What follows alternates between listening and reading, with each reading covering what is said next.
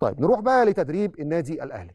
النهارده كان التدريب الصباحي وعلى طول كولر ما اداش راحه ولا اجازه، وكان عامل تدريب استشفائي لكل اللعيبه اللي شاركت في مباراه القطن الكاميروني بالامس.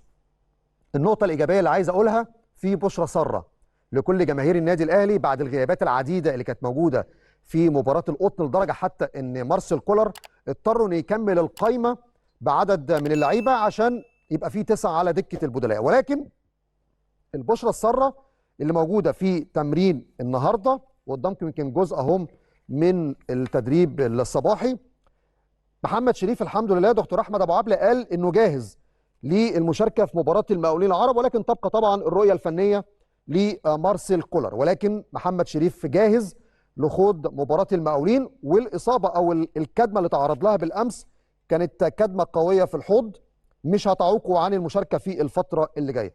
قدامنا عمرو السوليه وحسين الشحات، وكلام كتير جدا. هل حسين ممكن يلحق ماتش سان داونز ولا لا؟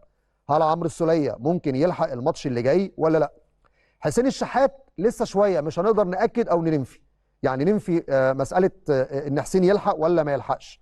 يعني متولي وحسين، متولي بنسبه كبيره خارج حسابات ماتش الاهلي وسان داونز ورحله الكاميرون كمان، ولكن حسين هننتظر خلال ال 48 ساعه اللي جايه. بالنسبه لعمرو السوليه باذن الله ان شاء الله هيكون جاهز خلال الفتره اللي جايه، مش هيبقى طبعا موجود في ماتش المقاولين، ولكن بعد مباراه المقاولين هيكون مع الفريق اللي مسافر باذن الله الى الرحله اللي هتكون مدتها حوالي 10 11 يوم، مباراه في سان داونز ثم مباراه مع القطن الكاميروني. طيب ده بالنسبه للسوليه وبالنسبه لحسين الشحات وبالنسبه لمحمود متولي.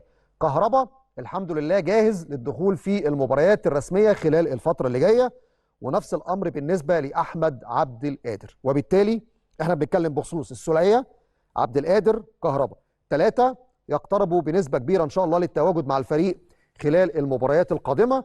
موقف السوليه هيتحدد بعد مباراه المقاولين. حسين الشحات ايضا هنستنى عليه حوالي 48 ساعه، لكن محمود متولي وخالد عبد الفتاح بنسبه كبيره ممكن يكونوا مش متاحين خلال الفتره اللي جايه. زي ما قلت لكم النهارده كان التدريب مهم جدا، كان تدريب استشفائي لجاهزيه مباراه المقاولين. كهربا الحمد لله يمكن كان عنده الام كده في العضله الضمه، لكن انتهت من تنفيذ البرنامج التاهيلي وان شاء الله هيكون جاهز خلال الفتره اللي جايه. ده جانب جزء اهو قدامكم من التدريب، وان شاء الله باذن الله يكون الاهلي جاهز لمواجهه المقاولين. فكره بقى راحه الاساسيين والدفع بالناشئين، امبارح السوشيال ميديا كان فيها كلام كتير قوي بخصوص الموضوع ده، ولكن عندي ثقه كبيره جدا في مساله الدفع بعناصر اخرى جاهزه في هذه المباراه. ولكن مباراه المقاولين على فكره صعبه جدا.